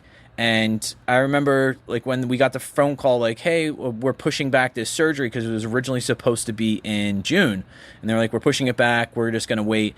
And we got the call yesterday. They're like, yeah, take her to, we have a drive-up clinic. You have to get her COVID tested before she comes in the building. And I was like, see, this is not what was happening in fucking April and May and June. And this is why we had this huge spike. It's like if we had just been testing people and like Evan, like you said, all right, I know I have it or I know I'm negative. Now I go in quarantine. Like now I take the proper precautions, but people just aren't doing it, man. It's fucked up. It's just crazy. Yeah. I mean, it's down here. It's really just with the businesses that are open and are allowed to be open still. I'm just kind of like, what the fuck? What's going on? Is this like the fucking Twilight Zone or something? But yeah, man, I mean, it's if people just do it for like a few months, it would be a lot better. I mean, but that's the thing. I mean, live shows and stuff, like I'm optimistic about it, but I mean, I don't see tours happening, especially in regular markets until there's a vaccine, probably. Yeah, maybe 2022, man. Oh, could you imagine? dude. Yeah, I mean, it's just shit. I mean, I hope not. I don't know much about the vaccine, but I know that they were saying like the progress on them, even the fast tracking that they're doing now, like they were still saying it could be at least a year. Yeah, That's fucking insane. Like when you hear about it, you're like, could you imagine being in this same position a year from now? Like, I like my family. I love them. They're amazing people. But being in the house with them for an entire year is it's a scary prospect. I one of the first things I thought of when this first started and they were like, this quarantine is serious. You're really not going outside. Like, don't go out unless you absolutely have to. Um, I remember we had like nothing in the house. We have a baby, and I remember we didn't have any of the like. She eats like this rice cereal, and my wife's like, I'm gonna go to the store and just get the bare like essentials. Like, what do you need? And I was like, well, we need milk, we need eggs, we need butter, and then we just need the baby's rice cereal. And she's like, okay, I'm gonna go out. And she was like, dude, it's literally like it's the weirdest thing in the world driving on the street. Like, there's no cars out. In the supermarket, like you can only go one direction. Like they have like lines on the floor. Like you can't go back up and down the aisles. Like you can't shop like normal. Like Remember the Tiger King era of quarantine? yeah, dude. that was- Doesn't that feel like fucking 17 years ago? Dude, I yes, forgot it existed until you said that. It feels like it's been that long, dude. Yeah, like everything just feels so different month to month. I can't even comprehend it. I Like- watched The Shining, and I was like, this is so odd. How like the kind of back and forth that we're going through now of like, no, stay in the house, and then like, oh, you do to kind of get stir crazy when you're in here. Like this is a weird kind of like, ugh. Like there's a couple times where the girls have gone to bed and it's like 8 o'clock at night because my kids are little. Like so like it's like 8 o'clock at night and it's summertime, so it's still light outside. And you're like, we should be doing things. Like we should be doing stuff like hanging out, having people over, grilling out back, and like I remember there was nothing more depressing. Like when I was really broke and all fucked up and like, just didn't have anything to do. Sometimes in summer I would go to bed at 8 o'clock and it's like, it's still light out. Like that's the most depressing feeling in the world. You still hear birds chirping. it's like The Simpsons when they start living with the Flanders and they fucking go to Exactly. bed and they're like, it's still light outside though, Mr. Flanders. He just yanks the curtains closed. I've had days during this to where I literally haven't gotten out of bed all day until the next day. Like I Really? except to get like food or go to the bathroom, just like because the TV, like the TV's in our bedroom. So there have been days like and I'm just like, holy shit! I just sat in the bed for like 15 hours, dude. I could never do that. I hate sitting in bed. So Evan, what do you do to keep yourself centered during these times? Like me, we have this podcast. This takes up a ton of time between interviewing and editing and everything that goes into it. And I play a lot of video games. What do you do? Man, we've been cooking a lot. I've actually Oh, nice. been cooking has been awesome, and I've gotten a lot better at it actually through this whole thing, and a lot braver. I've had failed meals, of course, but Yeah. so that's been awesome. Just of course like practicing. I've practiced a lot been on just like the drum pad a lot through this. So just like rudimentary stuff and stuff like Mm-hmm. that. And other than that, I mean, the last few weeks we've been painting in the condo because we're doing the move, so we're going to sell the place we're at now. So it's been able to do that. Luckily, just painting all the walls for the last few weeks and stuff like that. So just a lot of like house projects, cooking a lot, practicing and brainstorming, basically just like for the band, just throwing shit at a wall and seeing what's going to stick through all this, you know what I mean? Just trying to figure it out, man. Yeah. We wrote a ton of, like I said, a few weeks ago, we demoed a lot. So we feel pretty good about trying to cut another record this year. Hopefully pop out next year. And if we still can't tour, we'll just do another one. Yeah. I mean, that's all you can do. Yeah. So we got a new record coming up. Is it going to be an LP out sometime next year, you said? That's the plan, man. Like the Yeah. plan is we tentatively we want to be tracking this record in the fall Mm-hmm. to put out, like quarter one of 2021. We'll see what happens. I mean, right now everything's a green light unless this shit gets so bad in the country that you know what I mean. There's no possible way we could do it, but hopefully that won't happen. I hope so too. That was actually one of those things that I was thinking about when they were like, hey, November 1st, we're gonna go back to school, like potentially go back to this hybrid model where like half of the kids would be online and the other half would be in the classroom, and you would just teach live in front of a camera. And I was like, oh, okay. And then I was like, November 1st, I was like, oh fuck, November 3rd's the election. I'm like, oh no, if like something goes wrong with that and there's like riots or like upheaval or whatever, in my head I'm going like, oh no, like I work in a major city, like I'm in Trenton, so I'm like, dude, this could be a fucking mess. Like we could be getting back to school and like everything go to shit just again. Like fucking crazy. I don't know why they're putting dates on stuff still. Like, oh, we're going to start back. Like I see this all the time with like the governors and all this stuff. It's like, dude, just say like everything's on standby until further notice. Yeah. Yeah, it's annoying because at work, that's what every meeting is. Like, it's just people saying we don't know and stuff getting pushed back. Yeah, it's just like, hey, we'll let you. It should just be like a "we'll let you know" type thing when things are under control, instead of like, Exactly.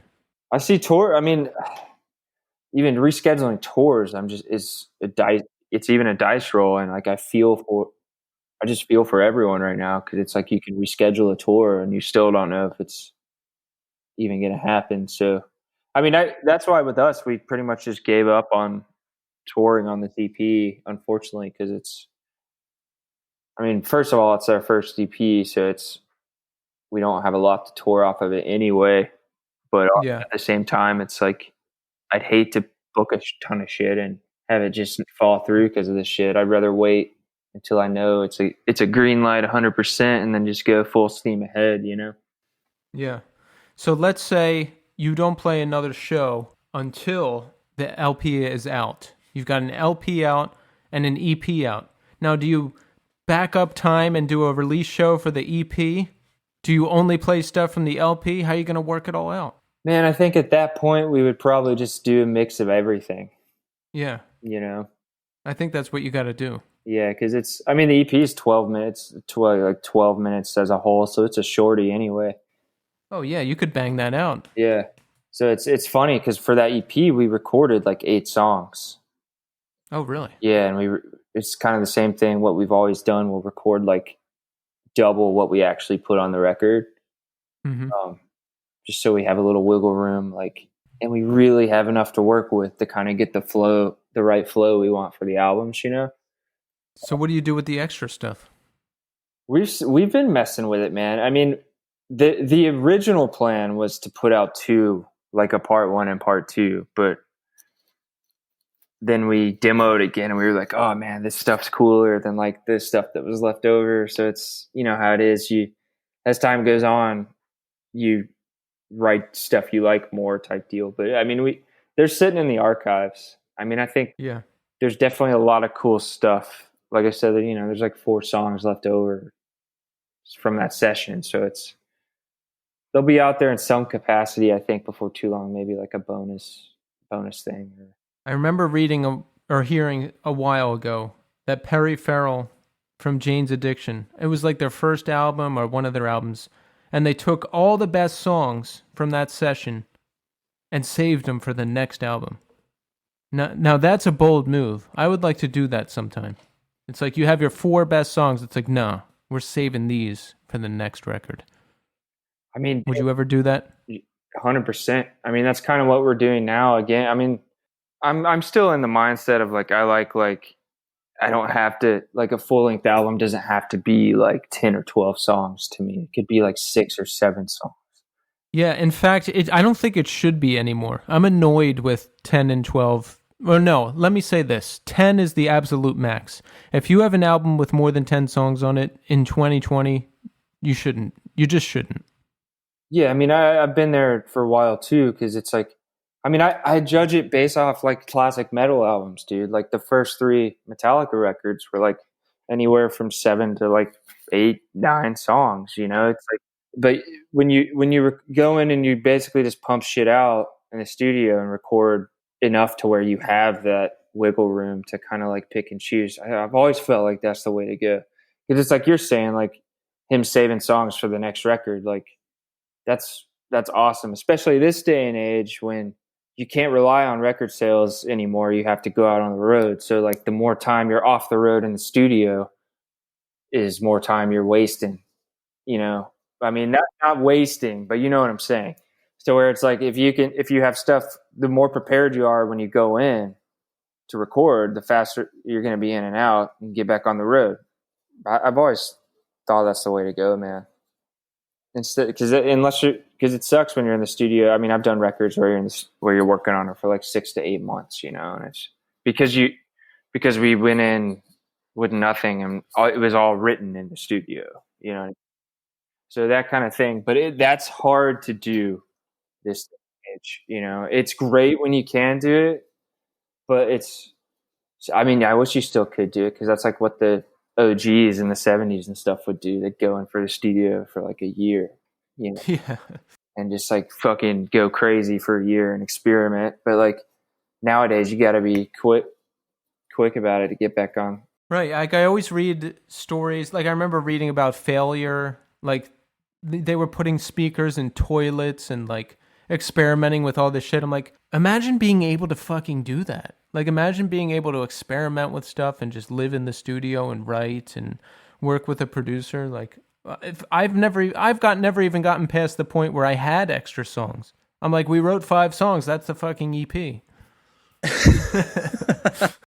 Yeah, I mean it's harder, you know. I mean there's still, I mean, you know, there's still like your household name bands that have the luxury of doing that and stuff. But Yeah. you're playing heavy music or, you know, stuff like we're doing, where it appeals to more of like a niche demographic. But I mean, I think heavy music's starting to get more popular again. You know, I mean, over the last 5 years, even I've noticed, you know, stuff's getting heavier, and you know, people I thought would never be into metal or stuff like that are listening to it now. So it's kind of Yeah. reminding me of like, you know, in the 80s, like metal was like the fucking thing, dude. You know, Yeah. I think I can see that coming back a little bit, but it's hard now, man, because it's like especially like it's still like developing band. If you stay off the road for too long, basically like everyone's attention span is so short this day and age, you know. So Yeah. if you don't tour for a year and a half, 2 years, and you're still like a new developing band, people just forget, man, because you got to Yeah. think like records come out every other week and shows every day, or like that's how it was up until this. So like you got to be out there trucking it, dude. So it's basically you can go in a studio for 2 years and record like your masterpiece, but when you get back on the road, it's like starting over again, you know. Yeah. They're going to be like, who are you? Yeah. So what kind of music, what's your music wheelhouse? What's the stuff you listen to the most? Oh man, anything and everything. I've been listening to a lot of like Thin Lizzy, and I've been recently really diving into like Celtic Frost from Yeah. recommendation from old Juan. Um, I've always been like a diehard, you know, Cult fan, the Cult, Southern Death Cult. Like, you know, I listen to a lot of like Killing Joke, and then like Deep Purple, and like a lot of 70s shit, and Mm-hmm. like a lot of 80s, you know, kind of like depressed gothic goth music. Yeah. Just because that, you know, just like all that real raw kind of live, just dirty, sloppy, uh, that era, man, where people would go in and record live, you know. Yeah. As far as more recent modern bands, I mean, I'm so out of touch. I feel guilty and ashamed of that, but I feel like everything I've listened to in the last 5 years has been just like the bands don't exist anymore or everyone's dead, you know? Well, check out our new Spotify playlist. We've got classics, we've got new shit, we've got it all. If you want to listen to a banger from Celtic Frost, there's one that, and I didn't even know Celtic Frost really before this, but Mortician covered one of their songs. It's called Procreation of the Wicked. Yeah. Song's a fucking banger. That's a fucking, that dude, this song is so good. It's so heavy. It's like that kind of like sludgy, like super doomy kind of sound. It's so good. It's just a fucking, I don't care if you don't like metal. It's one of those songs that you're just like, you automatically just nod your head to when you hear it. It's funny because like Juan and I demoing the other week, we were just like watching a bunch of old live Celtic Frost shit and like Sepultura shit. Like when we would take breaks, we'd just be kicking back watching like old foot. It's cool, man. That's why that's what I'm into, is all that kind of like just grooved out. I look more grooved out heavy music than I'd say like technical, you know what I mean? Yeah, I need to have a groove, no matter what it is. Like Meshuggah is like my Bible. I go back to them time and time again. I'm just like, oh, you could listen to them in any situation at all. They're just amazing. Yeah, I mean, they're one of the ones that's like one of the only ones that can play as insane and technical as they do, but also keep you can still bang your head to that shit. Oh yeah. You could slow dance to certain songs. I mean, they're fucking incredible. It's awesome. There's a song on Chaosphere that I fucking always go back to, and it was one of those ones when I first listened to it, I kind of, for some reason, I don't know if I just skipped over it on purpose or I was just like not feeling it at first. Corridor of Chameleons. There's a fucking breakdown in that song that is so fucking good. It's about 2.5 minutes in. Oh my word. That's one of those, like, I'll go back to that. Like, every time I hear Meshuggah, I'm like, oh, I gotta listen to Corridor of Chameleons. Like, I just have to put that song on because, like, just that their sound in general makes me think of that riff. Yeah, I mean, that's the thing. Like, it's like, dude, you can play. I don't care how fast you can play or tight. If you don't groove it, I don't care. Yeah. It's like that's what you gotta have. There was a movie. I got it from this video store that closed down, and I remember we just bought a ton of DVDs, and one of them was this movie called Gummo. And my friends were like, "Oh, we gotta watch this! Like, I heard it's fucking gross and weird and all this." And I was like, "All right." And it was from the guy. Remember that movie? Kids. Yeah. Harmony Korine. I don't know how you say his name. But I remember we turned it on, and like one of the opening sequences is like them. You know, it's like them talking about this place in Ohio that got hit by a tornado and never really recovered. And then that sleep track, Dragonaut, starts. And it's these two like teenage kids on BMX bikes, and the one kid has like a BB gun slugging around his shoulder, and I was like, okay, I'm into this. Like, immediately, like, jun, and I'm like, yes. I don't care what this movie's about the rest of the time. They're using sleep, and it's fucking about like these crazy like trashy kids in fucking like rural Ohio. I'm into it. Man, that dude's movies are always so. It just leaves you with like a ick feeling. There was a period of time when we were in college that I like a couple friends and I, that's what we like actively sought out movies that would kind of give you that feeling. And I remember there's a movie. Have you ever heard of a movie called Irreversible? Yeah. Evan? Oh yeah. So we put that movie on. If you've never seen the movie, please be very read something about it before you watch it. But there's a couple parts in it that are just really hard to watch, but there is a scene at the end where this guy gets beaten up with a fire extinguisher. And I remember my friend had the remote in his hand, and he paused it, and he like got up and he was like, I'm done. I was like, what? And he's like, I'm out. I'm fucking out. Like that was too much, because there's a part when he hits him with the fire extinguisher and it looks like the guy's jaw actually disconnects and his face just becomes like this hanging, like loose meat. It is insanely. I mean, there's parts of that movie that are just. There's a really long like sexual assault that you're like, oh my god, I can't watch this. And we fast forwarded through it because it's like 8 minutes long. We're like, all right, there's supposed to be something else really brutal in here, and then we got to it, and we all kind of had that moment of like, we went too far. Yeah, This I just don't need to watch stuff like that anymore. Like there's that whole genre of like, oh, this is really fucked up. We're gonna. I just don't wanna. I don't wanna. You know. I there's was like that too, man. I watched others, and then I was just like, oh fuck, why'd I watch that? I had to see it because I heard about it, but then I'm like, but recently, man, it'd been a while since I had seen a movie with that element, kind of element in it, and like we've been Yeah. watching so much true crime through this whole thing, Oh, where yeah. I'm like, dude, I'm like all in it, like I'm a detective now, you know. We were like, oh, there's like apparently like a good new serial killer movie by like Lars von Trier, who's like, oh, it's gonna be fucked up. That the house, Oh, he's wild, man. yeah, the house Jack built or whatever with Matt Dillon. He plays a serial killer. My wife and I watched it, and we were like, because we were like, oh, dude, we've been watching all this true crime shit. Let's watch this. And I was just like, fucking, that movie was fucking ridiculously. there's sometimes where it goes too far, and you realize when you've crossed that point, and it's too late. Yeah. You can't unsee it. I still think of do you guys remember The Exorcist? Yeah. There's a really, really tiny little scene in that movie where they cut to the face. If you want to Google it, it's Pazuzu, and it's a woman with like white face makeup on and like heavy dark black makeup around her eyes, and it's this very demonic looking thing. Even when I think of it and I'm describing it right now, I still get the chills I used to because it's all the time, dude.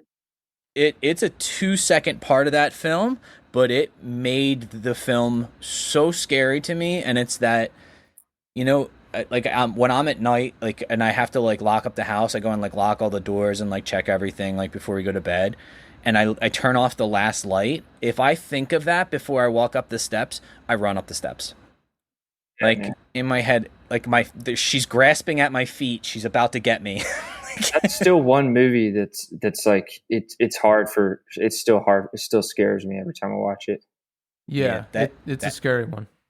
Because there's a couple parts in that movie, there's the other part that really gets me is when the young priest, Dimitri, is talking to Regan, and the demon starts imitating his mother and starts talking to him like he's his mom, and she's like, Dimmy, why'd you leave me alone, Dimmy? And I'm like, oh my God, like I can't, I gotta pause it, I gotta get up and walk away for a sec. Like I can't watch this part anymore. Like it's just too much, because like it's just it gets into a part of your psyche that it jolts you, and I mean, I used to actively seek out those uncomfortable, like, okay, I'm gonna try and test myself to see how far I can go with this, and then I know that I've gotten to the point where I'm like, okay, so those things I saw The Exorcist when I was I think I was 12 or 13,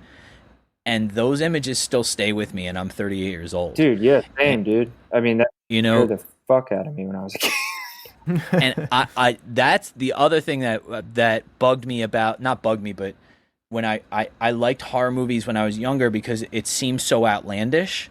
Like, oh, that can never happen. Like, there's a, clown that comes to life and murders people, or, there's a guy with a hockey mask chasing people, or there's a guy with a William Shatner mask chasing people. That kind of slasher stuff was like, oh, it's not real. That's not a real thing. There's nobody that, there's never an escaped mental patient murdering people out there.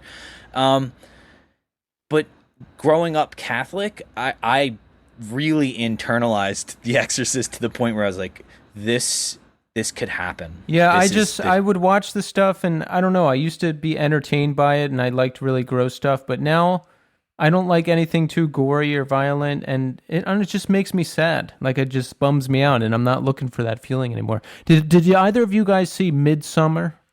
I haven't. No, I saw Hereditary, but after seeing that one, I've been like super hesitant to watch the other. Midsummer is even more traumatizing. I would say that's the last like really intense thing I watched. I couldn't sleep for 3 nights, and it's such an outlandish premise. Like, there's no way it could possibly happen to me in my bedroom at night. But I was still so traumatized, I could not get to sleep. So what's the deal with it? It's a horror, but it's like about like it's a cult or something. I mean, Yeah, it's the same style as Hereditary, like slow, menacing, but just the, oh my god, just I can't explain it. Like the way they do it, you almost have to sit down and watch it just to get through it. But it's fucking wild. damn, yeah, because Hereditary, man, that was one that I like scared me like I was a kid again, you know, like Yes. and I was like, oh, I wish I didn't watch that. Why did I watch that shit? You know, it's Yeah. like running up the Same. stairs full speed, you know, Yeah. when the lights cut out, like trying to someone's gonna grab my ankle, you know, it just freaks you out, dude. Like the scene, Yeah. she's like just looks in the corner or whatever, and she sees like the ghost of the mom just standing there. And it's just like it. Yeah. I would argue that I don't know if I'm just getting soft in my old age, probably, but Midsummer is probably the scariest modern thing I've ever seen. Like it's you almost have to watch it. It's like I think it's a modern classic for the ages. I'm gonna check it out then, because Yeah. I've heard everyone I know has seen it, and they're like, "You can Yeah. watch it," and I'm like, "I don't know if I'm ready, dude." Yeah. Just get ready to like not sleep so well for a couple nights. It's like human horror. It's not. There's not like creatures or shit. You know, it's right or something, or is it like? Yeah. Yeah, it's human horror. Damn, that's the scariest shit, man. There was a couple. I don't remember where I found it, but I found a list of like the scariest horror movies that that were like fairly unknown, or at least not the most popular things. They weren't like mainstream cinema, and I was like, oh cool, I'm gonna go find them all. And I remember right in a row I found one's called A Serbian Film. Yeah, Oh yeah. god. Yeah, don't watch that. No, No. not that one. I won't watch any of these. The other one was, oh my god, it was part of a trilogy. And I can't remember the name of it, but it was like super low budget. It was out of there were people from Pittsburgh. Mordom. Yes. Yeah. Thank you. I won't watch that either. And then there was another one called 120 Days in Sodom. It was a film from I believe the mid 1970s.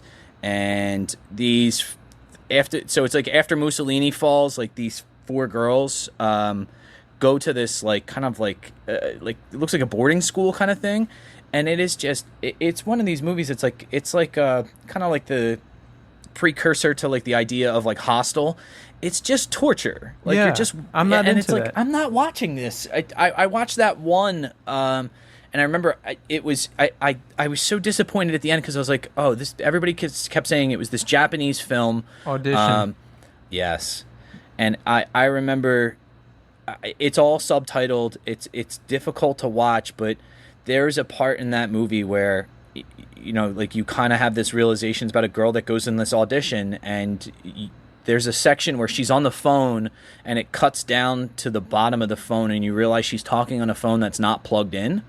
And then there's this burlap sack that's right behind her, like right near her feet, and the sack starts to twitch, and you're like, oh no, oh no, there's a person in there. It's like, oh, it's horrific. It's so hard to watch. Damn. This took a weird turn. I'm Yeah. sorry. See, like I was the same way. Like I grew up, I was like a horror buff. I was like all into the fucking foreign horror, Yeah. all this shit. And then like one day, it just started really freaking me out, and I don't know what happened, but I think it's like when I started to relate it to like oh, some of this shit could actually happen, and then it's just like, oh fuck, Yeah. this is oh shit, I think it's when I started watching true crime or like listening to true crime podcasts and stuff like that with my wife. It's like you hear their like real stories, and you're like, holy fuck, this shit like is like really scary to me now. Yeah. Yeah, it happens. I mean, look at Jeffrey Dahmer. Look at all these serial killers. Like, it happens. Even, if it's really raunchy, true crime, I won't watch that because, I don't know, man. I just can't handle it anymore. Yeah, I Keith, I'm really like when you immediately spit out, oh yeah, Mortem. I'm like, I had that vivid memory of like seeing the cover, like I was like searching for it. Did you on the actually internet. watch that?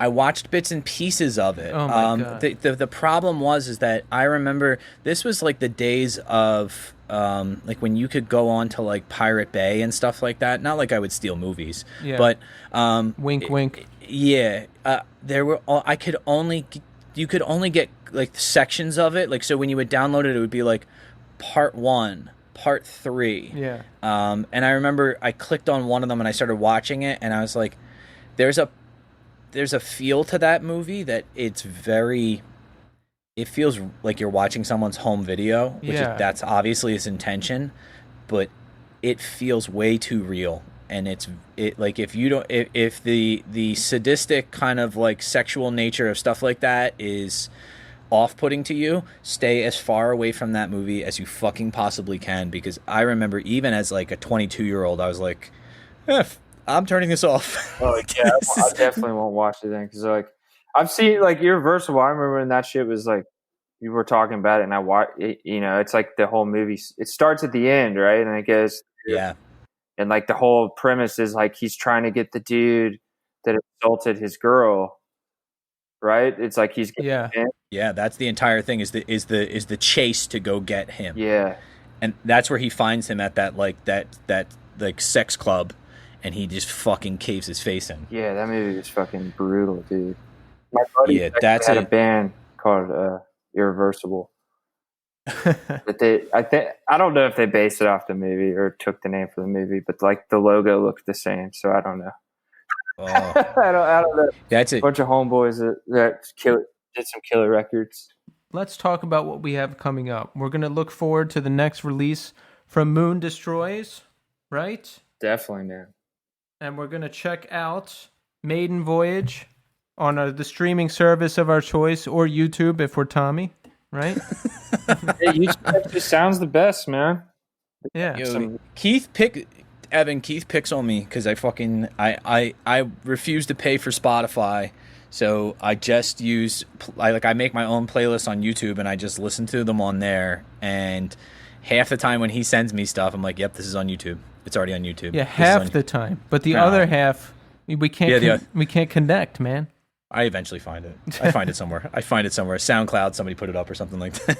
SoundCloud's good. I mean, Bandcamp I think, you know, because you can actually stream the WAV files, so it sounds way better.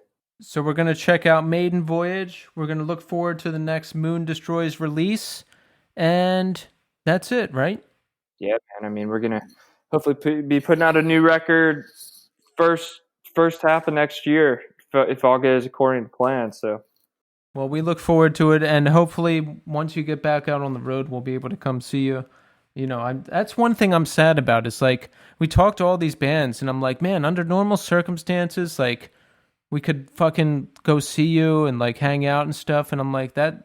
Who knows when the hell that's gonna happen? Hopefully soon enough. But Evan, thank you so much for coming on. This was awesome, dude. I had a great time, you guys. Thanks for having me. And no problem, dude. This has been a fucking blast, dude. Yeah, thank you.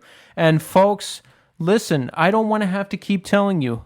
Like us, subscribe to us, share us with others. Check out our brand new Spotify playlist, the Northeast Scene Podcast 2020. We have a link to it on our Twitter page and our Instagram page, the NE Scene. Follow us. We need more Twitter followers. We need more Instagram followers. We need more reviews. Do it all, man. Help us out, and we'll give you cold, hard cash. All right,